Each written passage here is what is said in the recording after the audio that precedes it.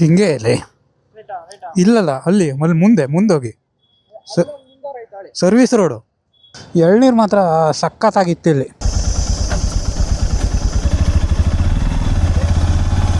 ಇಲ್ಲಿ Bharat art craft ಅಂತ ಇದೆ ಅಲ್ಲ, ಸೊ ಅಂದ್ರೆ ಇದು ಇನಿಷಿಯಲ್ ಆಗಿರೋದಾ? ಇದು ನಾರ್ಮಲ್ ವುಡ್ ಇರುತ್ತೆ, ಇದು ನಾರ್ಮಲ್ ವುಡ್ ಇರುತ್ತೆ ನಮಗೆ.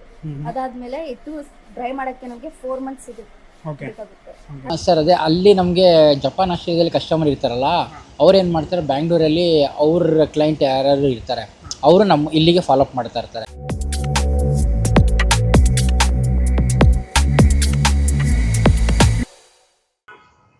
ಹಿಂಗೆ ಇಲ್ಲಿ ಇಲ್ಲಲ್ಲ, ಅಲ್ಲಿ ಮುಂದೆ ಹೋಗಿ ಸರ್ವಿಸ್ ರೋಡು. ನಂಗೆ ಗೊತ್ತಾಯ್ತು, ಮತ್ತೆ ತೀರ್ಸ್ಗೆ ಬಂದ್ರೆ ಆಯ್ತು. ಸೊ ಇಲ್ಲೇ ರೇಣುಕಾಂಬ ತಟ್ಟೆ ಇಡ್ಲಿ ಹೋಟೆಲಲ್ಲಿ ತಟ್ಟೆ ಇಡ್ಲಿ ತಿಂದ್ವಿ.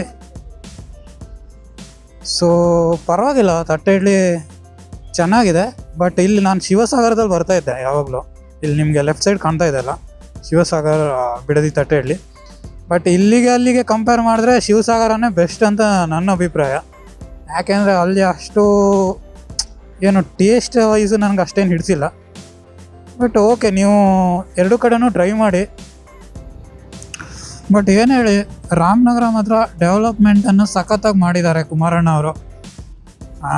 ಇಲ್ಲಿ ನೀವು ನೋಡ್ಬೋದು, ಜಿಲ್ಲಾ ಆಸ್ಪತ್ರೆ ಇದೆ, ರೋಡ್ ಎಲ್ಲ ಸಖತ್ತಾಗಿದೆ, ಬಸ್ ಸ್ಟ್ಯಾಂಡ್ ಕೂಡ ಸಖತ್ತಾಗಿದೆ. ಇವೆಲ್ಲ ಟೈರ್ 2 ಸಿಟಿಗೆ ಸೇರುತ್ತೆ ಇನ್ನೊಂದು ಸ್ವಲ್ಪ ವರ್ಷದಲ್ಲಿ. ಓಕೆ, ಬಟ್ ರಾಮನಗರ, ಕನಕಪುರ, ಈ ಕಡೆ ತುಮಕೂರು ಇವೆಲ್ಲ ಬೆಂಗಳೂರು ಹತ್ರ ಇರೋದ್ರಿಂದ ಪ್ರಾಬಬ್ಲಿ IT ಕಂಪ್ನಿಗಳನ್ನು ಇಲ್ಲೂ ತರಬೇಕು. ಕನೆಕ್ಟಿವಿಟಿ ಇನ್ನೂ ತುಂಬ ಜಾಸ್ತಿ ಮಾಡಬೇಕು.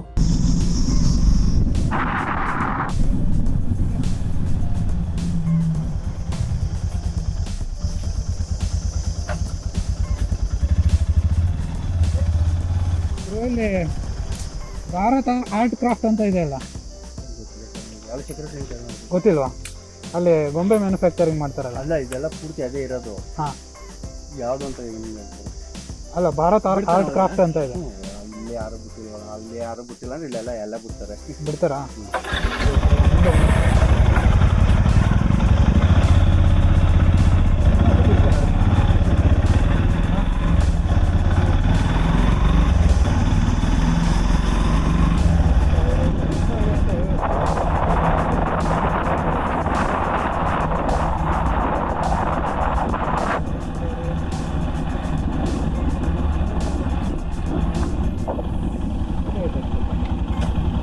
ಇದೆ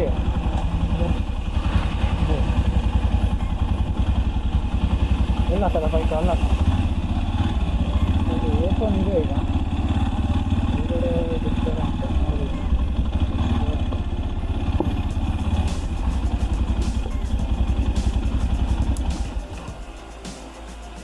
ಸೊ ನಾನೀಗ ಇಲ್ಲಿ Bharat craft toy manufacturing company ಹತ್ರ ಇದ್ದೀನಿ, ಚನ್ನಪಟ್ಟಣದಲ್ಲಿ. ಇಲ್ಲಿ ಒಳಗಡೆ ಹೋಗಿ ನೋಡೋಣ ಹೆಂಗೆ, ಏನು ಪ್ರೊಸೀಜರು ಹೆಂಗಾಗುತ್ತೆ, ಟಾಯ್ ಮ್ಯಾನುಫ್ಯಾಕ್ಚರಿಂಗ್ ಪ್ರೊಸೆಸ್ ಏನು ಅಂತ. ಪರ್ ಪರ್ಸನ್ನು 100 ರೂಪೀಸ್ ತಗೋತಾರಂತೆ. ಇಲ್ಲಿ ಹೋಗಿ ಅವ್ರ ಹತ್ರ ರಿಜಿಸ್ಟರ್ ಮಾಡಿ ಒಳಗಡೆ ಹೋಗೋಣ.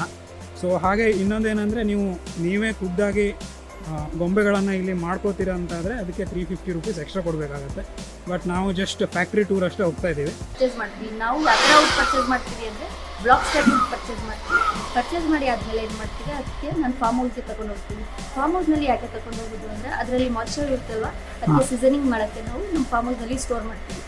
ಸೊ ಅಂದರೆ ಇದು ಇನಿಷಿಯಲ್ ಆಗಿರೋದಾ? ಇದು ನಾರ್ಮಲ್ ವುಡ್ ಇರುತ್ತೆ, ಇದು ನಾರ್ಮಲ್ ವುಡ್ ಇರುತ್ತೆ ನಮಗೆ. ಅದಾದ್ಮೇಲೆ ಇದು ಡ್ರೈ ಮಾಡಕ್ಕೆ ನಮಗೆ 4 months ಸಿಗುತ್ತೆ. ಅದಕ್ಕೆ ನಾವು ಏನು ಮಾಡ್ತೀವಿ, ಈ ಥರ ಸಂಚ ಅಂತ ಹಾಫ್ ಶೇಪ್ ಕೊಡ್ತೀವಿ. ಫುಲ್ ಟ್ರೈ ಮಾಡಲ್ಲ, ಹಾಫ್ ಟ್ರೈ ಮಾಡ್ತೀವಿ. ಮಾಡಿ ಆದ್ಮೇಲೆ ಏನು ಮಾಡ್ತೀವಿ, ಹಿಂಗೆ ಟ್ರೈ ಮಾಡೋಕ್ಕೆ ಮಡಗ್ತೀವಿ. ಮಾಡಿದ್ರೆ 2.5 months ಆ 2 monthsನಲ್ಲಿ ಇದು ಬೇರೆ ಟೈಪ್ ವುಡ್ ಅಂದ್ರೆ ಇದು ಕಲರ್ ಚೇಂಜ್ ಇದೆ ಅಲ್ಲ?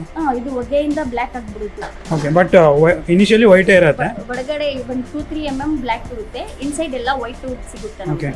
ಅದೇ ಥರ ಇದು ಬಂದು ಅರಗು ಬ್ಲ್ಯಾಕ್ ಅಂತ ಹೇಳ್ತೀವಿ, ಬಟನ್ ಬ್ಲ್ಯಾಕ್ ಅಂತ. ಇದು ಒಂದು 3 ಗಮ್ಮು ಇದು ನಾವು ಇಲ್ಲೇ ಚನ್ನಪಟ್ಟಣದಲ್ಲಿ ಲೋಕಲಿ ಅವೈಲೇಬಲ್ ಇರುತ್ತೆ. ಇದು ಪರ್ಚೇಸ್ ಮಾಡ್ತೀವಿ. ಪರ್ಚೇಸ್ ಮಾಡಿ ಆದಮೇಲೆ ಈ ಥರ ಸ್ಟಿಕ್ಸ್ನಲ್ಲಿ ಕನ್ವರ್ಟ್ ಮಾಡ್ತೀವಿ. ಆರ್ಗ್ಯಾನಿಕ್ ಕಲರ್ಸ್, ಇನ್ಆರ್ಗ್ಯಾನಿಕ್ ಕಲರ್ಸ್ ಎರಡೂ ಮಾಡ್ತೀವಿ ಇಲ್ಲಿ.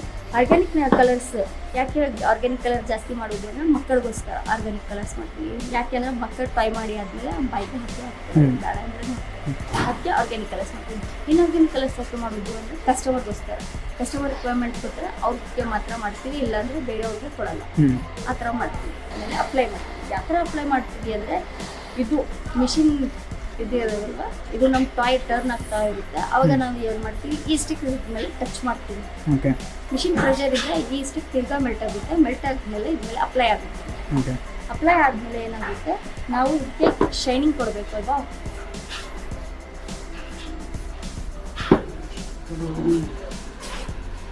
ಈ ಥರ ಗ್ಲೋರಿ ಶೈನ್ ಬರಬೇಕು ಅಂದರೆ ನಾವು palm leaf and coconut oil use ಮಾಡ್ತೀವಿ. ಪಾಮ್ ಲೀಫ್ ಇಲ್ಲೇ ಚನ್ನಪಟ್ಟಣದಲ್ಲಿ ಲೋಕಲಿ ಅವೈಲೇಬಲ್ ಇರುತ್ತೆ, ನಮಗೆ ಅದು ಒಂದು ತಗೊಳ್ತೀವಿ.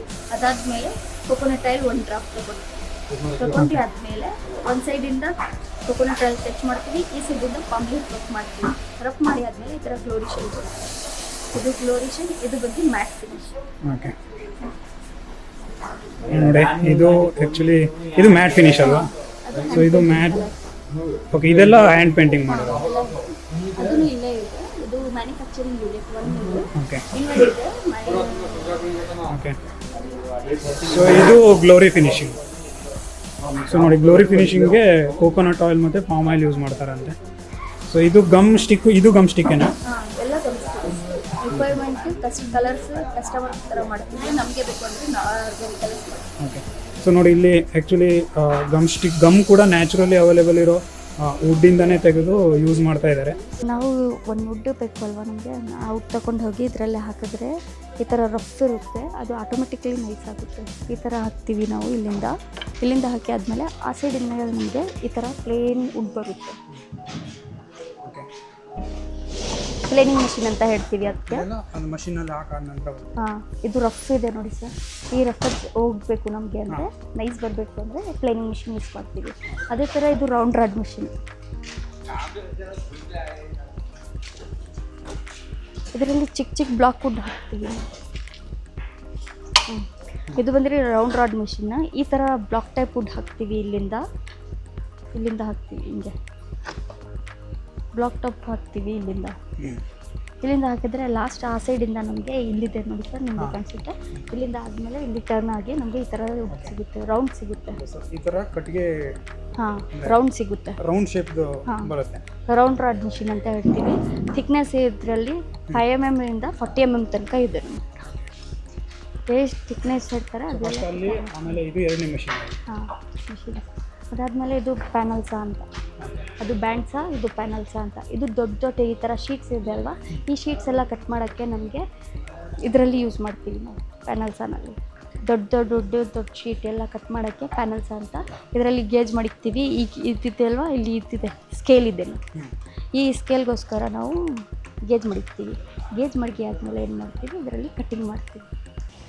ಸೊ ನೀವು ಇಲ್ಲಿಂದ ಎಲ್ಲೆಲ್ಲಿ ಎಕ್ಸ್ಪೋರ್ಟ್ ಆಗುತ್ತೆ ಟಾಯ್ಸ್? ಸರ್ ಜಪಾನು, ಆಸ್ಟ್ರೇಲಿಯಾ ಆ ಕಡೆ ಎಲ್ಲ ಹೋಗುತ್ತೆ. ಹಾಂ ಸರ್. ಮತ್ತು ನೀವು ಇಲ್ಲಿ ಮ್ಯಾನುಫ್ಯಾಕ್ಚರಿಂಗ್ ಇದು ವರ್ಕರ್ಸ್ ಎಲ್ಲ ಬರ್ತಾರಲ್ಲ, ಹಿಂಗೆ ವೀಕ್ಲಿ ಎಷ್ಟು ದಿನ ಓಪನ್ ಇರುತ್ತೆ ಫ್ಯಾಕ್ಟ್ರಿ? ಇಲ್ಲಿ ನೋಡೋಕ್ಕೆ ಬರಬೇಕಂದ್ರೆ ಹಿಂಗೆ? ಸರ್ ನಮ್ಮದು ಭಾರತ್ ಆರ್ಟ್ಸ್ ಆ್ಯಂಡ್ ಕ್ರಾಫ್ಟಲ್ಲಿ ಮಂಡೇ ಟು ಸ್ಯಾಟರ್ಡೇ ಗಂಟ 9:30 to 6 o'clock ಗಂಟ ಇರುತ್ತೆ. ಸಂಡೇ ಅಂತ ಅಂದರೆ ಒಂದು 2-3 ಪೀಪಲ್ ಮಾತ್ರ ಬಂದಿರ್ತಾರೆ. ಓಪನ್ ಇರುತ್ತೆ ಸಂಡೇನೂ. ಒಂದು 10 o'clock ಮೇಲಿರುತ್ತೆ, ಒಂದು 5 o'clock ಗಂಟ ಇರುತ್ತೆ. ಅಂದರೆ ಜಾಸ್ತಿ ಜನ ಇರೋಲ್ಲ ಅವತ್ತಾದರೆ. ಮಾಮೂಲಿ ಮಂಡೆಯಿಂದ ಸ್ಯಾಟರ್ಡೇ ಗಂಟ ಎಲ್ಲರೂ ವರ್ಕರ್ಸ್ ಎಲ್ಲ ಇರ್ತಾರೆ. ಸಂಡೇ ಮಾತ್ರ ಇದರಲ್ಲಿ ನಾವು ಸ್ಯಾಲ್ರಿ ಮತ್ತು ಪೀಸ್ ವರ್ಕ್ ಥರ ಇರುತ್ತೆ, 2 ಥರ ಇರುತ್ತೆ. ಆವಾಗ ಪೀಸ್ ವರ್ಕ್ ಮಾಡೋರು ಏನು ಮಾಡ್ತಾರೆ, ಬಂದು ಸಂಡೇ ಬಂದು ಕೆಲಸ ಮಾಡ್ತಾರೆ ಅವರು. ಸ್ಯಾಲ್ರಿದು ನಮಗೆ ಅರ್ಜೆಂಟ್ ಏನಾದ್ರು ಐಟಮ್ಗಳನ್ನ ಕಳಿಸ್ಬೇಕು ಅನ್ನೋದಿತ್ತು ಅಂತ ಅಂದಾಗ, ಅರ್ಜೆಂಟ್ ಇತ್ತು ಅಂದಾಗ ಸಂಡೇನೂ ಕರಿತೀವಿ, ಅವರಿಗೆ ಬಂದು ಕೆಲಸ ಮಾಡ್ತಾರೆ.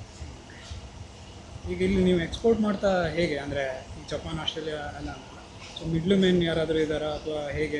ಸರ್ ಅದೇ ಅಲ್ಲಿ ನಮಗೆ ಜಪಾನ್, ಆಸ್ಟ್ರೇಲಿಯಾದಲ್ಲಿ ಕಸ್ಟಮರ್ ಇರ್ತಾರಲ್ಲ, ಅವ್ರು ಏನು ಮಾಡ್ತಾರೆ, ಬ್ಯಾಂಗ್ಳೂರಲ್ಲಿ ಅವ್ರ ಕ್ಲೈಂಟ್ ಯಾರು ಇರ್ತಾರೆ, ಅವರು ನಮ್ಮ ಇಲ್ಲಿಗೆ ಫಾಲೋಅಪ್ ಮಾಡ್ತಾ ಇರ್ತಾರೆ.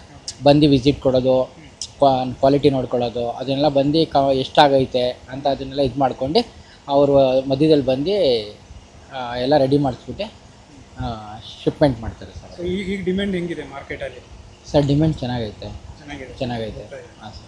ಮೇಕ್ ಇನ್ ಇಂಡಿಯಾ ಆದಮೇಲೆ ಹಾಂ ಸರ್ ಇಂಡಿಯಾದ ಪ್ರಾಡಕ್ಟ್ ಎಲ್ಲ ಪ್ರಾಡಕ್ಟ್ ಹಾಂ ಸರ್ ಓಕೆ. ಸೊ ಈಗ ಯಾರಾದರೂ ಡೈರೆಕ್ಟ್ ಆಗಿ ಬೇಕು ಅವರಿಗೆ ಆಯಿತಾ, ಯಾವುದೋ ಪರ್ಟಿಕ್ಯುಲರ್ ಆಗಿ ಒಂದು ಡಿಸೈನ್ ಬೇಕು ಅಂದರೆ ನಿಮ್ಮನ್ನು ಕಾಂಟ್ಯಾಕ್ಟ್ ಮಾಡಿದ್ರೆ ಹಾಂ ಮಾಡ್ಕೊಡ್ತೀವಿ ಸರ್. ನಾವು ಜಾಸ್ತಿ ಕಸ್ಟಮೈಸ್ ಆರ್ಡ್ರ್ ಮಾಡೋದು, ಬಂದು ಮಾಡಿಕೊಡ್ತೀವಿ ಆ ಥರ.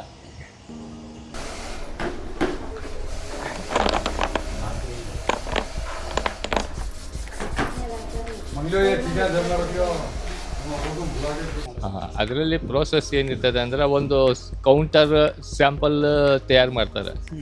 ಸ್ಯಾಂಪಲ್ ಅವರು ಕಲರ್ ಚಾಯ್ಸು, ಅವ್ರ ಡಿಸೈನ್ಸು, ಅವ್ರು ಏನೇನು ಅದರಲ್ಲಿ ಆ್ಯಡ್ ಮಾಡಬೇಕು ಅಡಿಷ್ನಲ್ ಕೆಲಸ.